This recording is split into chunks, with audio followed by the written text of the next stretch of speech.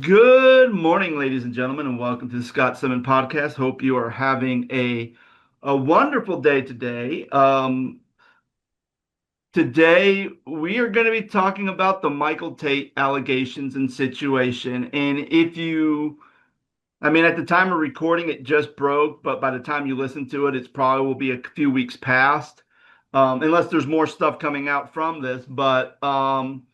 Yeah, if you don't know Michael Tait, who is the lead singer of the Newsboys and also was part of the trio DC Talk years ago when I was a kid growing up, a big expose came out that he had not only have been abusing alcohol and drugs, but he had also been groomed and sexually assaulted numerous victims from 2000. 2004 to pretty much to right up until he apparently resigned from the Newsboys, which was earlier this year, like in January, February. Um, so at least my history with this whole thing is I remember, and Micah, I don't know if I shared it with you, but probably back in like January, maybe even December of last year, there was a TikToker who trying to remember his name, but he posted something. Um, I think it's like Azzy Asworth or something. I'm probably butchered. Oh, Azara Southworth. That's who it is. He put something on TikTok basically saying, alleging these Michael Tate allegations. I remember listening to it. I'm like, huh, that's very interesting. But I'm not seeing any other sources. It seemed like everything I was seeing was just from him. So I didn't. It was one of those things where I'm going to kind of believe it a bit, but once I start seeing more evidence, because you can only do so much with a TikTok video.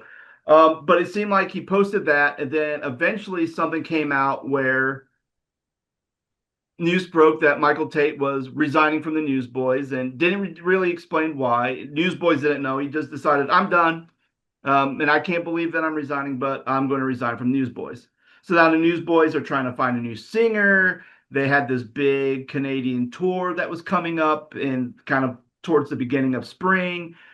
So Newsboys are trying to find a new singer. Michael Tait's gone, and that's pretty much all we heard from it. But then every time when I would see that, then there'd be another article. There'd be another testimony of someone saying, like, yeah, I was on tour with Michael Tait. I was a stagehand, and he was really creepy, and he kept touching my beard and stuff like that. Where I'm like, okay, that's weird. That's strange. I'm now seeing more and more, and then probably within the last week or so, um, on June 4th, the Roy's report ended up putting out this big expose by Jessica Morse detailing Michael Tait's all the allegations from his sexual abuse to his substance abuse um, to specific people that he was talking to about.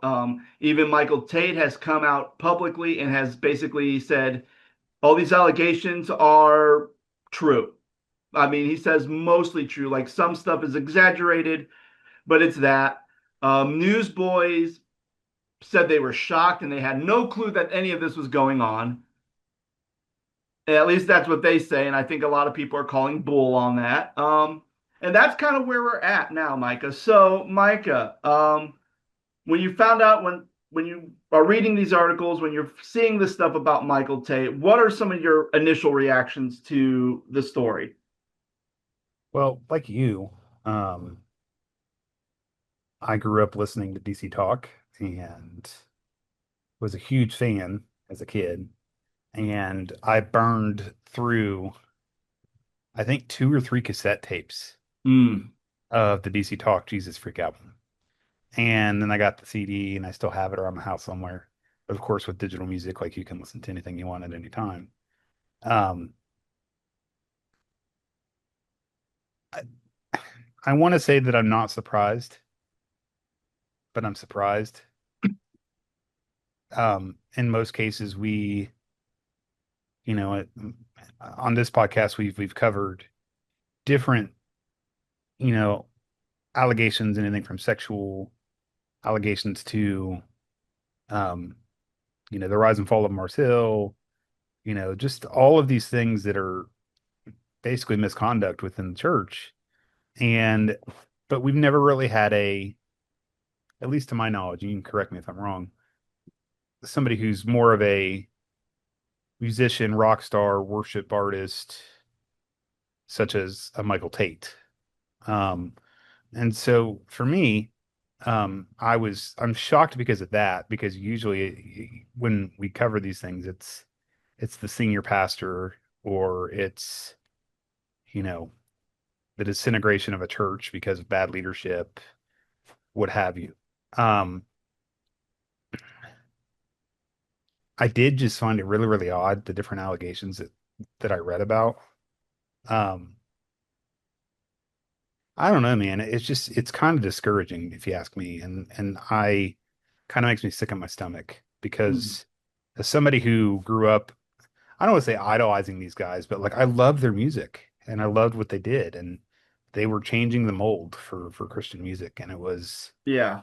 and I've seen both DC. Well, actually, I've seen DC Talk live. I saw Toby Mac live, and I've seen the Newsboys live.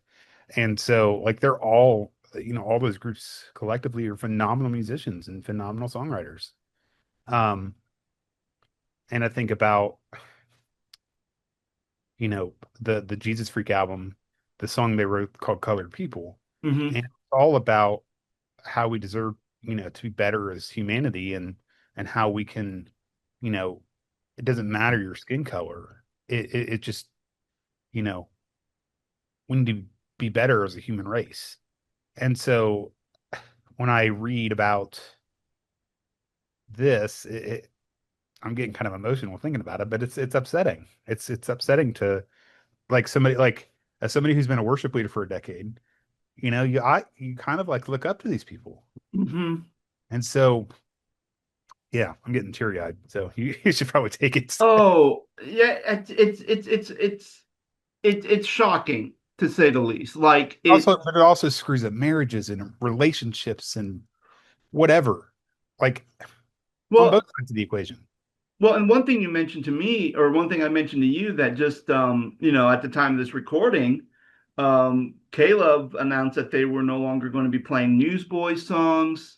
I mean, unless they're going to play Newsboys songs that predates Tate, like like Take Me to Your Leader and in the past, like like those albums. But um when you think about it, yeah, like the bandmates now, like the Newsboys had been around since 1985, Yeah. had multiple band member changes, and then of course the probably the most recent one was like the biggest change was having Michael Tait as the new singer, who's been with them since like 2002, and the fact that all this is coming out now, like that affects, that not only does it affect them as like musicians, but it also affects their families and everything else and Their livelihood. their livelihood. And the thing that I think, the thing that really bothered me with the bandmates of the Newsboys is they said that they didn't know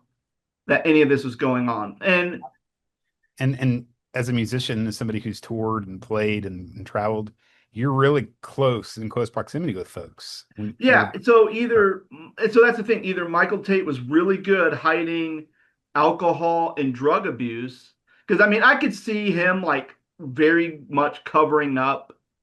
Well, actually, I wouldn't even say that. Like, you would probably notice something was off. And recently, I forget, I was reading something where recently there's been people within the CCM world, right? Nashville, CCM world, Christian, contemporary Christian music, who kind of knew about this. Like they said, like, oh yeah, there's something off about him. Like he's, Michael Tait, like he's this or that. But no one ever thought to say, well, maybe we should investigate this. Like, oh, he's being friendly with like these young guys. And like one of the in the Rose report here, they're saying that, that there's a guy who is, playing guitars or whatnot who was 22 years old, and Tate was definitely a lot older, and Tate had a special interest and was kind of things started to take a turn and was kind of being, abused by Tate for a while. And then so that's the thing that I think um that's weird is that again, Newsboys is a very big band, so they probably have enough money where if they're traveling, they probably have separate rooms, or if they're staying at a hotel, they probably have their separate rooms. It's not like you're gunning it as a young band that you just recently got signed and you're sleeping in a 18 passenger 15 passenger van. If you do get to stay in a hotel, you're all crammed into one room, a one bedroom, sleeping on the floor, or people's houses, like, or churches basements. So but I mean, any type of abuse with drugs and alcohol, you would probably notice that. You would probably notice something was completely off when they start acting a little weird or whatnot. Um, so to me, that was Well, according to very, Google, they're worth over $10 million. yeah. And so when you think about that, and then even like, even in the Rose Report, they're talking about how like, oh,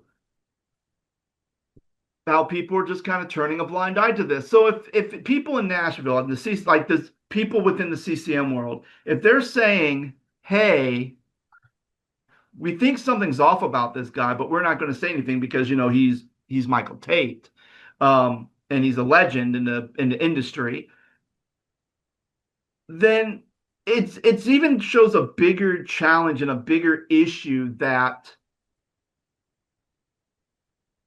all this corruption was being covered up. And if I'm going to believe that the Newsboys had no clue, the other bandmates had no clue this is going on, I'll take them for their word. But I'm very skeptical about that. But the fact that you've had bandmates and people within the industry who may have noticed an issue and didn't say anything since like 2004, and I mean that's like almost 21 years of stuff happening that people just kind of turned a blind eye to, and it's disheartening. It's really disheartening to see all that. Do we know if Toby Mac has said anything about this or made a public Right statement? now, nobody. Right now, Toby Mac hasn't said anything. Kevin, at least to my at least to my knowledge, Kevin Max hasn't said anything either. Now again, I'm not really. I mean, I do follow Kevin Max on like Facebook, and Kevin Max, he's pretty vocal about if he doesn't like something that's happening, he's pretty vocal about saying it. He's not very hush hush. Um, but yeah, that's crazy.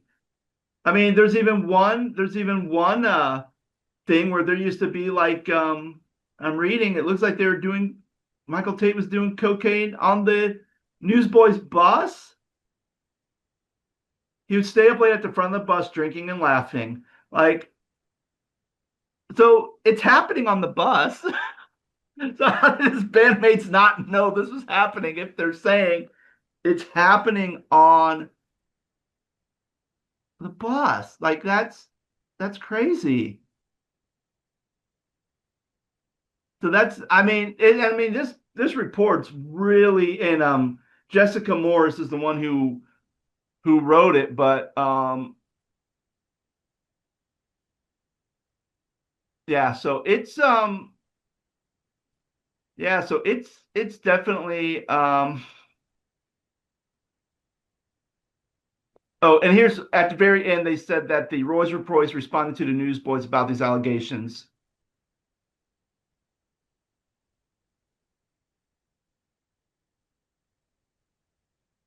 Yeah, so this is what the lawyer says. The Newsboys lawyers say, while we are aware of substantial aspiration cast via internet towards Mr. Tait and Newsboys by one particular individual, because your questions revolve around the alleged behavior and actions of Mr. Tait, it would be inappropriate for Newsboys to speculate or comment.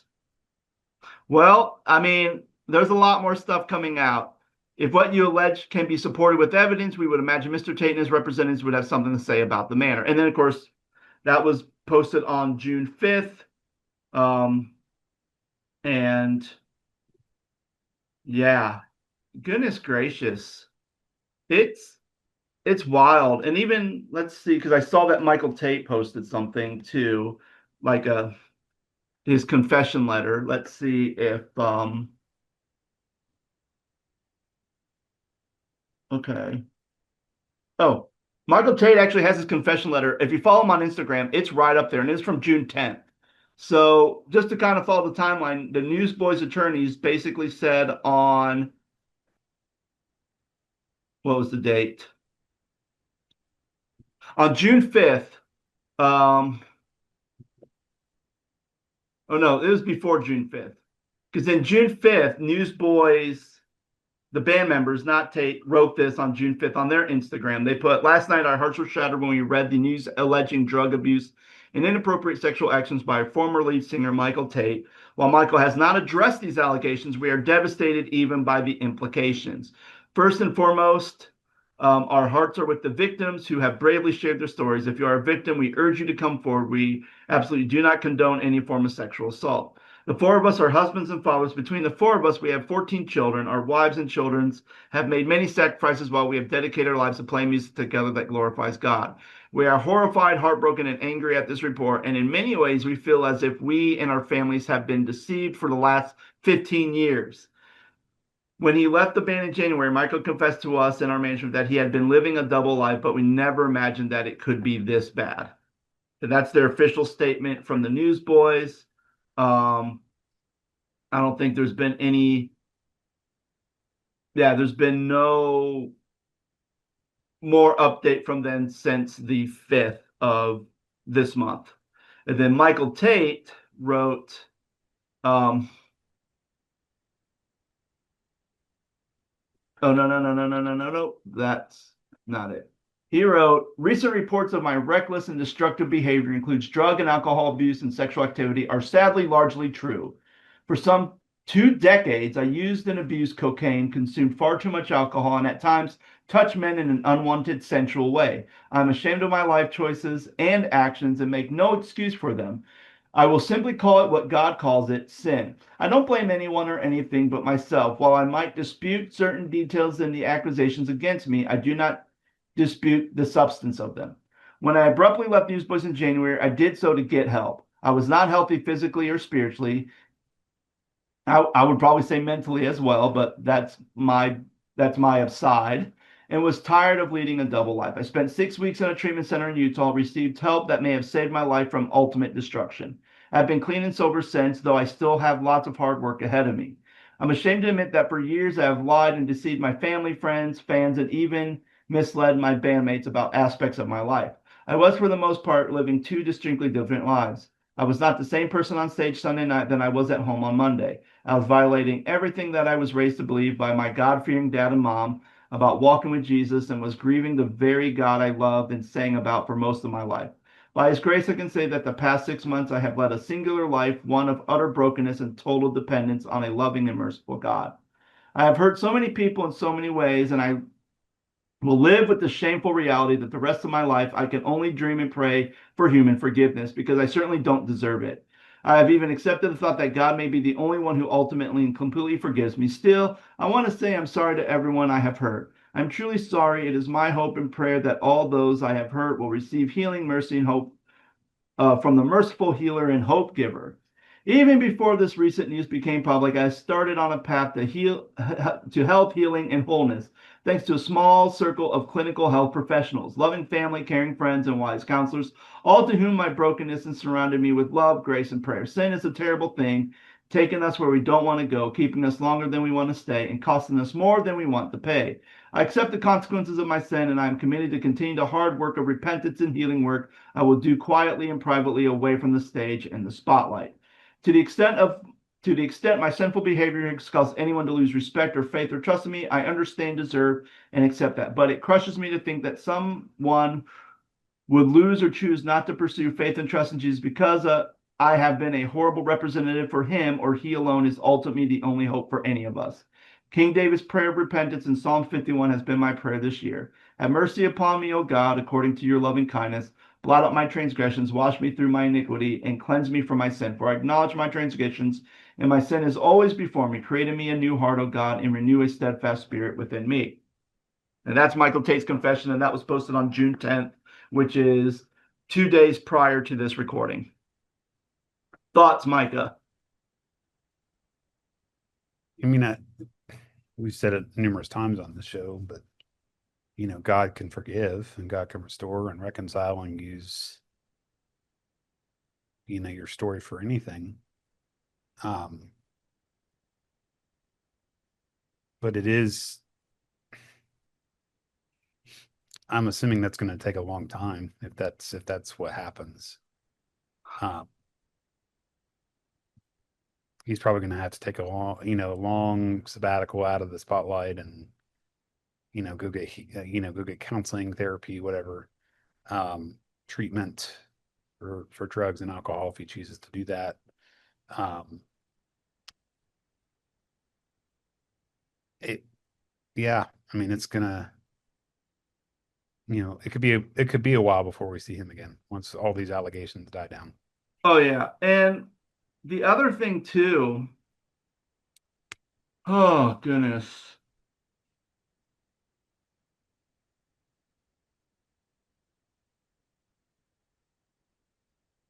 Yeah, I'm kind of checking what anyone else says, and I have not seen anything from Kevin Max um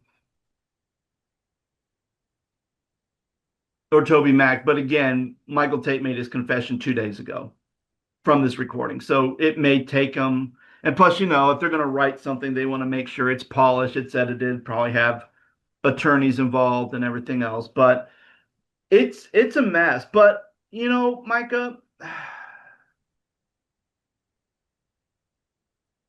I'm I don't want to speculate too much because speculation gets us nowhere because it's not truth. But with Michael Tait really focusing on grooming and sexually assaulting men, right? Um, there's a part of me that was the drugs and alcohol kind of almost self-destructive, dealing with maybe sexual identity issues. Like And that's just a way with of numbing the fueling the pain. flame. Because, I mean, if he, in his letter, he said, I grew up with a mother and a father who were God fearing. So if you grew up in a culture that was very heavily on loving Jesus and hating sin, and if you were someone who, again, all three members of DC Talk went to Liberty University, which is, a school that Jerry Falwell founded, very, very Bible, we believe what the Bible says about sin. So if you grew up in a culture that says, well, homosexuality is a sin, and you know, if Michael Tait is somebody who is dealing with, at that time, really struggling with his sexual identity and knowing that being taught that, hey, if you have, feelings towards the same gender, that's sin. So then what do you do with that? Well, we try to numb it. So we're going to numb it by maybe singing more about God on the positive side, or you go and you hit vices to kind of help numb the pain, which is usually drugs and alcohol, pornography, etc.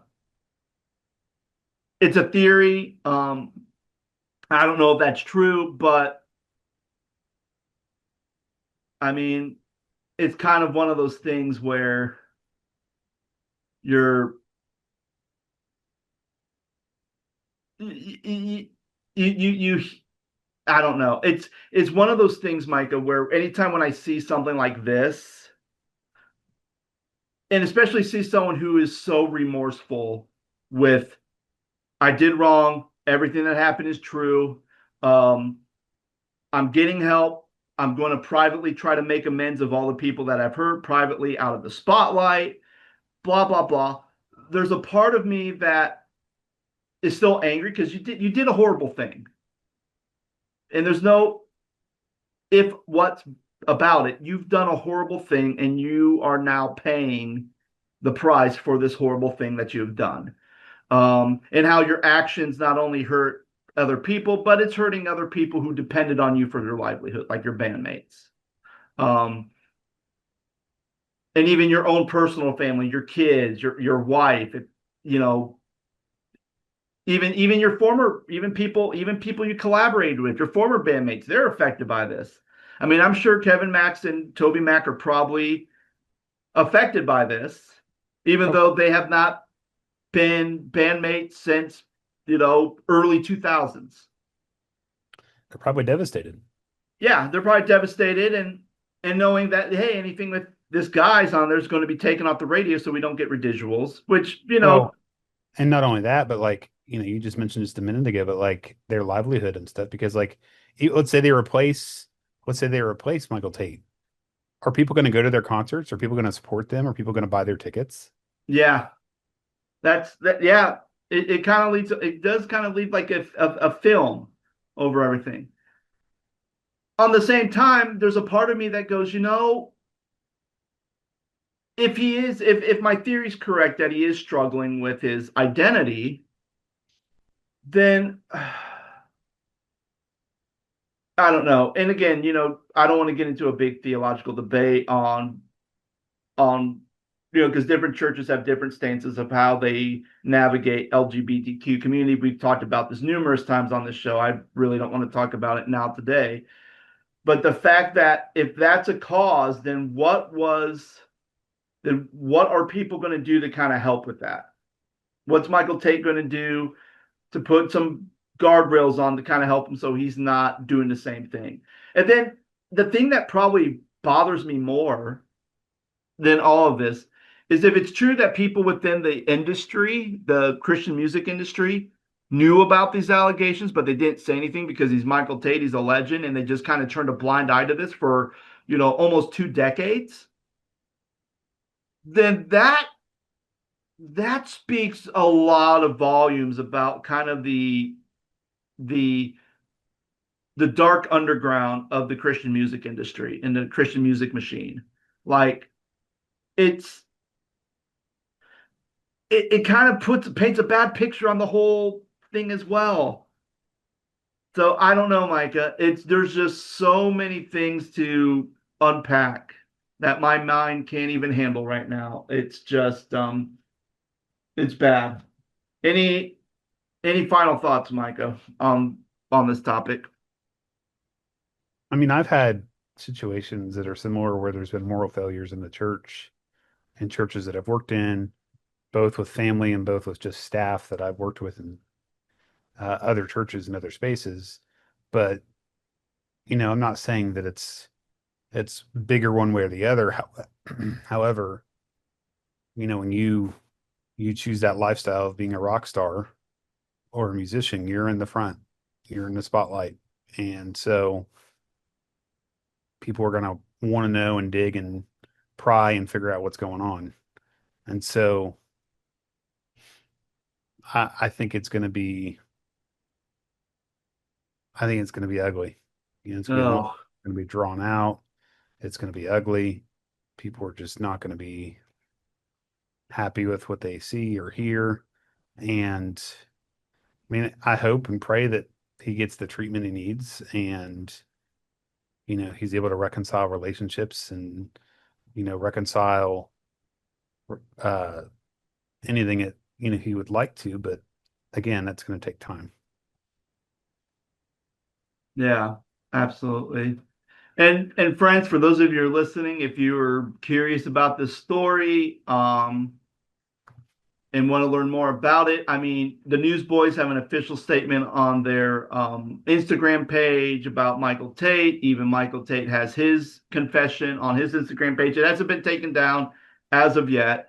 And then if you're interested in reading the full report that was put out by the Roy's report, you can just go to julieroys.com or just type in Roy's report. And you click on it and it's probably right there at one of the top of the pages. It says exclusive. It's written by Jessica Morris. It was written on June 4th. So that from the time of this recording, that was about, 8 days ago. So you can read about that and go there and let us know your thoughts. Like if you're just hearing this story for the first time, let us know your thoughts. What are you dealing with? What are you kind of struggling with. What are your thoughts? Are you someone who thinks that this guy's totally unforgivable? We would like to hear that. If you think that, man, he definitely does need forgiveness, but